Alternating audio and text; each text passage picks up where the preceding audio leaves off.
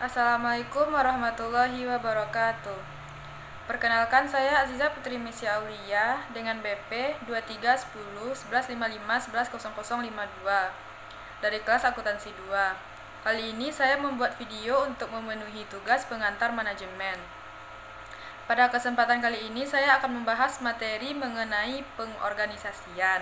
Apa itu organisasi? Organisasi adalah kerjasama dua orang atau lebih di dalam melaksanakan suatu pekerjaan dengan adanya pembagian tugas yang jelas untuk mencapai tujuan yang telah ditetapkan. Menurut George R. Terry, tindakan mengusahakan hubungan antara orang-orang yang dapat bekerja sama secara efisien dalam melaksanakan tugas-tugas tertentu dalam kondisi tertentu untuk mencapai tujuan tertentu. Unsur-unsur dasar yang membentuk organisasi: pertama, adanya kerjasama dua orang atau lebih. Dua, adanya pembagian tugas yang jelas. Tiga, adanya tujuan yang sama. Struktur organisasi. Struktur organisasi dapat didefinisikan sebagai mekanisme formal organisasi yang dikelola.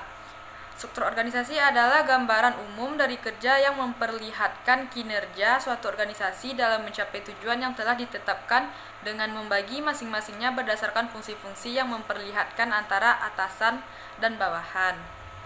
Faktor-faktor yang menentukan perancangan struktur organisasi.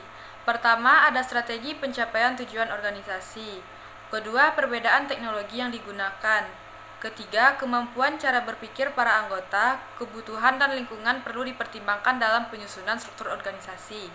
4. Besarnya organisasi dan satuan kerja akan mempengaruhi struktur organisasi. Bentuk-bentuk bagan organisasi menurut Henry G. Hodges. Pertama, bentuk piramidal. Bentuk yang paling banyak dipergunakan oleh organisasi, sederhana, jelas, dan mudah dimengerti. Kedua, bentuk vertikal. Hampir sama dengan bentuk piramidal dalam perlimpahan kekuasaan. Ketiga, bentuk horizontal. Aliran wewenang dan tanggung jawab digambarkan dari kiri ke kanan. Keempat, ada bentuk melingkar, menekan hubungan antara suatu jabatan dengan jabatan lain. Bentuk-bentuk struktur organisasi dapat dibedakan. Pertama, struktur organisasi garis. Di atas ada dirut, kemudian di bawahnya ada dirut pemasaran. Dirut pemasaran terbagi atas kepala bagian, dirut keuangan, dirut produksi, dan dirut personalia.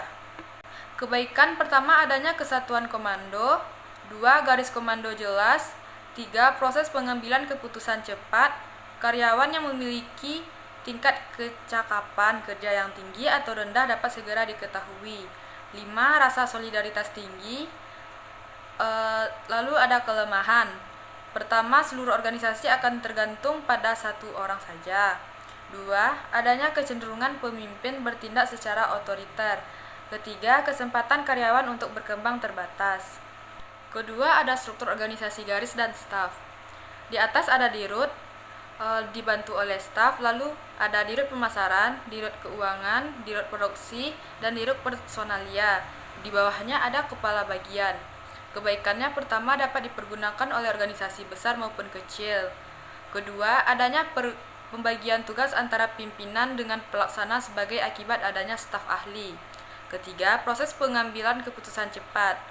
4. Koordinasi lebih baik karena adanya pembagian tugas. 5. Semangat kerja bertambah besar karena pekerjaan disesuaikan dengan bakat dan kemampuan yang dimiliki.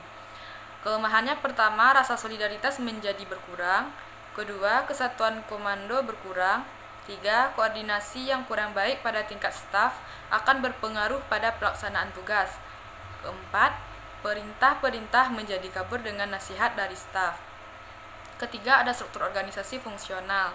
Di atasnya ada dirut, lalu di bawahnya ada dirut pemasaran, dirut keuangan, dirut produksi, dan dirut personalia yang dibantu oleh karyawan. Kebaikannya: pertama, pembidangan tugas menjadi lebih jelas. 2. Spesialisasi kerja karyawan lebih efektif. Ketiga, solidaritas kerja, semangat kerja karyawan tinggi. 4. Koordinasi kerja berjalan dengan lancar dan tertib. Kelemahannya: pertama, sulitnya dilaksanakan pengalihan kerja. Kedua, koordinasi secara menyeluruh sukar untuk dilaksanakan. Keempat, sering timbul konflik. Struktur organisasi panitia. Struktur organisasi panitia adalah organisasi yang dibantu oleh sementara waktu saja. Setelah tugas selesai, maka organisasi pun dibubarkan. Dipimpin oleh ketua, lalu ada koor acara, koor keuangan, koor konsumsi, dan koor keamanan. Lalu dibantu oleh seksi-seksi per bidang. Kebaikannya, pertama, segala keputusan dipertimbangkan masak-masak dalam pembahasan yang dalam dan terperinci. Kedua, kemungkinan pimpinan bertindak secara otoriter sangat kecil. Tiga, koordinasi kerja telah dibahas oleh suatu tim. Kelemahannya, pertama, proses pengambilan keputusan memerlukan diskusi yang berlarut-larut dan menghambat pelaksanaan tugas. Dua, tanggung jawabnya tidak jelas karena tanggung jawabnya sama. Tiga, kreativitas anggota terhambat dan sukar untuk dikembangkan karena faktor kolektivitas lebih dipentingkan.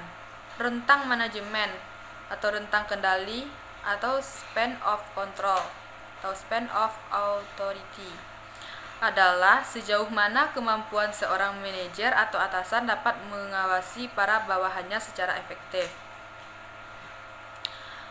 Bisa juga disebut jumlah karyawan yang bertanggung jawab kepada seorang supervisor atau jumlah bawahan langsung yang dapat dipimpin dan dikendalikan secara efektif oleh seorang manajer.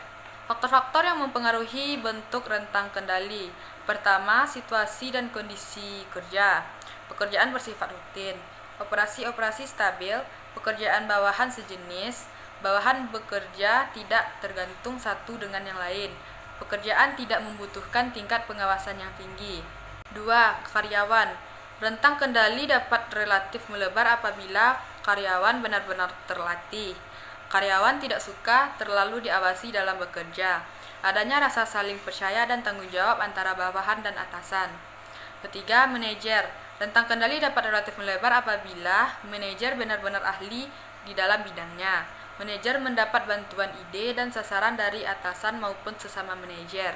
Ketiga, di dalam pengawasan manajer agak longgar. Sekian penjelasan materi dari saya. Saya akhiri. Assalamualaikum warahmatullahi wabarakatuh.